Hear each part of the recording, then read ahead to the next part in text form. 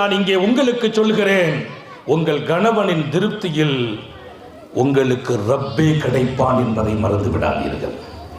கணவனின் திருப்தியில் அல்லாஹ்வே கிடைப்பான். எந்த ஒரு மனைவி கணவன் அவள் மீது அதிருப்திப்பட்ட நிலையில் ஒரு இரவு தங்குவாளோ, ஒரு இரவு படுக்கிறாள், கணவன் அவள் மீது அதிருப்தி, கோபமா இருக்கிறார், கணவனை சந்தோஷப்படுத்தவில்லை, கணவனை வெறுப்பூட்டி விட்டு அவள் படுத்தால் அவள் அதிகாலை எழுந்திருக்கிற வரைக்கும் மலக்குமார்களால் அவள் சாபத்துக்கு ஆளாக்கப்படுவாள் என்றார்கள் ஸல்லல்லாஹு அலைஹி வஸல்லம். வேண்டுமா என்று கேட்கிறேன். கணவனின் அதிருப்தியை சம்பாதிக்கவே கூடாது.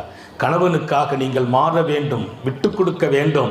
குடும்ப வாழ்க்கையில் பெரும்பாலும் எப்படி இருக்கணும்னா, நம்ம மனைவிக்காக நம்ம மாறணும், மனைவி நமக்காண்டி மாறணும். எனக்கு ஒன்று பிடிக்காது, என் மனைவிக்கு பிடிக்குது, நான் என்ன மாற்றிக்கிடணும், எனக்கு இப்படிலாம் போட பிடிக்கிறது இல்லை, என் மனைவி இப்படி போடுங்கிறாங்க. ஆனால் ஷருத்து ஒன்று, ஒரே ஒரு